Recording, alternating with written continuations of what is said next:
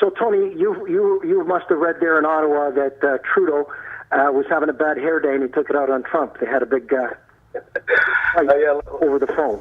Yeah, no, leading up to the G7, that's going to be an interesting one. But, yeah. Because I thought they were having a bromance for a while. Mm-hmm. Yeah.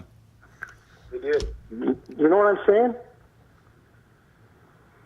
So what happened? Like right now, if you take a look at what Trump has done, he's isolated the United States from the biggest marketplace in the world, Europe, and he's fighting with his biggest allies, the UK and Canada. Yeah, he's how the fuck is this guy making any sense? He's going to be on his own in Quebec City this weekend, that's for sure, man. They'll be all against him. And today, the Prime Minister of France and Trudeau had a little powwow, and they're going to bond together to be anti-Trump. They've decided this morning in Ottawa, that's the deal.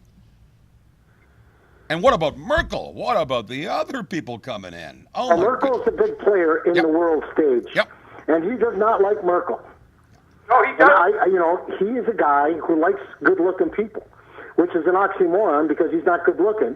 He looks like he should be in the bottom of a fish tank with his lip stuck on the glass. Well, you know what, Frank? He doesn't appreciate Merkel because she's far too bright for him. Same as May in Britain. These people are sophisticated politicians. Trump is a carniac. He's a carniac. That's what he is. Yeah. And the longer he goes, the more carny he gets. You know, I couldn't put it better in any way. I think that's an incredible analogy. He is the circus. Yeah, he's Monty Python's circus, for Christ's sake. And his sons are Siegfried and Roy. Well, it's too bad because the office of president, which I reminded you of, Frank, that you had to have some respect for, and you do, but you can only have so much when you really get your full fill of this guy. But he's even diminished that. People don't respect the United States like they. I don't know who is a bully and who isn't, but I know one thing: Trump's no bully. He just acts like a bully. No, he's a coward. Yeah, that's and you're depicting. He's a coward. He had bone spurs, and meanwhile he defaces. He goes in front of the wall of veterans that have lost their life to brag about himself. Oh no, he does not have a right to brag. No, and you know what? He's suffering from some kind of a sickness, a psychosis that makes you think you're better than you are. Yeah. And you can't get even close to being who you think you are, and you act like a goddamned fool. Yeah, and experts are thinking, and they've analyzed his speeches. They've analyzed what he's saying and what he's written. He's basically on a level of a 4-year-old, a grade 4 boy, John, a grade 4 think boy. About this. When he weaseled his way in the great state of New Jersey, which he did, and he talked his way into getting the licenses and he opened the casino, they hired the best that there was, the best general manager, executive vice president, or chief operating officer for the casinos, and he wouldn't fucking listen to this guy.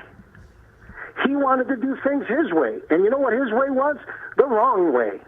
Yeah. He bankrupted both casinos. Well, I mean, I held out for a long time on this guy. I thought if he had a successful meeting in Singapore, which he won't, and see that coming, and what he's done with the aluminum and steel tariffs is impish. It's very impish. He's got nowhere else to go and nothing else to say about it. Yeah, but also, Bill, what he's doing to the farmers in the Midwest that voted him in with these tariffs, yeah, you know, they're getting repaid back with the tariffs for their product going in, and their biggest customer is China. Yeah. Well, you know what? They're only going to get worse. Nobody is going to fall for his bullshit. Mm-hmm. And that tariff business is a bullshit business. You're hoping that Canada folds, and if Pierre Trudeau or Elliot, what's his name, Justin Trudeau can stand up to him, anybody can. Mm-hmm. Well, they had a little heated argument, and Frankie brought that up a little while ago. They did. Trump. I can't say Trump got his hair in a tiff because he doesn't have any hair. Right. It's just one long strand. And the fact that Trudeau and he's absolutely right. I mean, with the tariffs, but he's also picking on the Europeans and Mexico. And what Trudeau said when we stood beside the U.S. in World War II, in World War I, in Korea, and then Trump has the audacity to say, "Didn't you burn the White House down in the War of 1812?" What? Well, technically, it was 1814. It was the British. Canadians who were involved. Technically, there was no Canada. There was no Canada, Frank. Yeah. But you know what the funny thing about this? The funny thing about them burning down the White House in 1814 during the War of 1812 is it was over the fact that the Americans invaded Ontario, and it was over trade and tariffs. It was not Canada. It was Britain. Well, that's right. The United States. What is Ontario now? Yes. But there was no Canada. There was upper and lower. It was still we were still a colony of the United States. Yeah. I mean of the UK. In fact, I think in the 60s we stopped using the Union Jack. Yeah. But for him to say, "Didn't Canada burn down the White House?" Come on. Well, he's pick up a book.